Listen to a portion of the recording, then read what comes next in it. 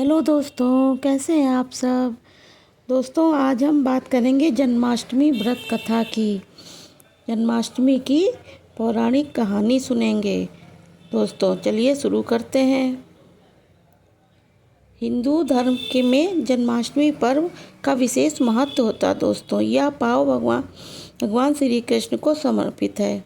इस दिन लोग व्रत करते हैं और भगवान के बाल स्वरूप गोपाल की पूजा करते हैं।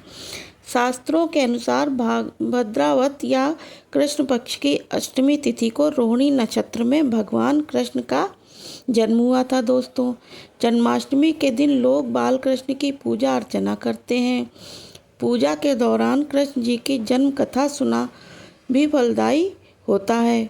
कहानी शुरू करने से पहले अगर आपने मेरे चैनल को सब्सक्राइब नहीं किया तो प्लीज़ जल्दी से सब्सक्राइब कर दीजिए और बेल नोटिफिकेशन को भी ऑन करके आने वाले त्यौहार की जानकारी आपको मिलती रहेगी।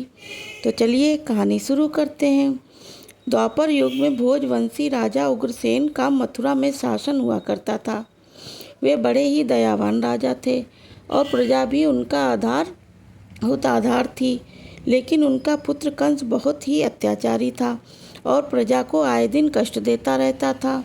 जब राजा उग्रसेन को इस बात का पता चला तो उन्होंने कंस को बहुत समझाया, लेकिन कंस को उनकी बात एक भी नहीं मानी और अपने पिता का विरोध करके उनका सिंहासन छीनकर खुद गद्दी पर बैठ गया। स्वयं मथुरा का राजा बन गया। कंस की एक बहन थी देवकी, जिसका वासुदेव नामक योगवंशी सरदार से कंस अपनी बहन देवकी को बहुत मानता था और दोनों भाई बहन में आपस में बहुत प्यार था। एक दिन कंस जब अपनी बहन देवकी की ससुराल जा रहा था, तभी अचानक रास्ते में आकाशवाणी हुई कि कंस जी, देवकी को तू बड़े प्रेम से लेने जा रहा है। उसी की गर्भ में उत्पन्न 8वां बालक तेरा वध करेगा। यह सुनकर कंस जो था वो विचलित हो गया और वासुदेव के करने की योजना बनाई। तब देवकी ने कंस से विनती करते हुए कहा, मेरे गर्भ में जो संतान होगी मैं तुम्हें उसके सामने ला दूंगी, तुम उसका वध कर देना, पर वासुदेव को छोड़ दो। कंसी देव की बात सुनकर उसने वासुदेव देवकी और उनको कारागार में डाल दिया। वासुदेव जी के 7 संतानें हुईं और उन 7 का जन्म लेने पर ही उसे मार डालता था। 8वीं जब बच्चे की होने की कंस के दौरान तारागढ़ में वासुदेव पर कड़ी पहरेदारी बिठा दी और साथ ही नंद की पत्नी यशोदा को भी बच्चा होने वाला था। उन्होंने वासुदेव देवकी के ऊपर जो अत्याचार को करते हुए 8वें बच्चे की रक्षा का उपाय रचा। देवकी के पुत्र पैदा हुआ और इस समय संयुक्त से यशोदा के भी एक कन्या ने जन्म लिया, जो सिर्फ माया थी। जो कटोरी में देवकी वासुदेव को कैद कर रखा था, जिस कोठरी में, उसमें अचानक चतुर्भुज भगवान प्रकट हुए और दोनों ने भगवान की चरण स्पर्श किया। वासुदेव ने कहा कि मैं पुनः नवजात शिशु का रूप धारण कर, साथ ही तुम मुझे इसी समय नंद जी के घर वृंदावन ले चल। जो उनके यहाँ जो कन्या ने जन्म लिया है उसे लाकर कंस को सौंप देना। भगवान से वासुदेव ने कहा कि इतने बड़े पहरे में मैं यहाँ से कैसे जा सकता हूँ।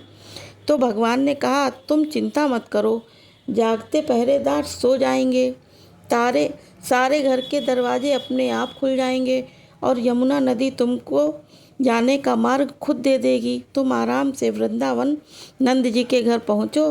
भगवान की बात सुनते ही वासुदेव ने नवजात शिशु का रूप धारण श्री कृष्ण भगवान को सूप में रखा और निकल पड़े। कारागृह के सभी गेट खुल गए। इसके बाद वासुदेव यमुना पर नंद जी के घर पहुंच गए और उन्होंने नवजात शिशु को यहाँ सुधा के पास सुला दिया और उनकी कन्या को लेकर मथुरा आ गए। वासुदेव के आते ही कारागार फाटक फिर से बंद हो गए।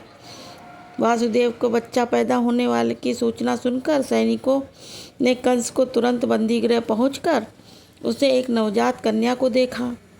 कन्या देवकी के हाथ से छीन ली और जैसे ही उस बच्ची को धरती पर पटका देना चाहा, वैसे ही कन्या आकाश में उड़ गई और उन्होंने कहा कि अरे मूर्ख, तुझे करने से क्या होगा?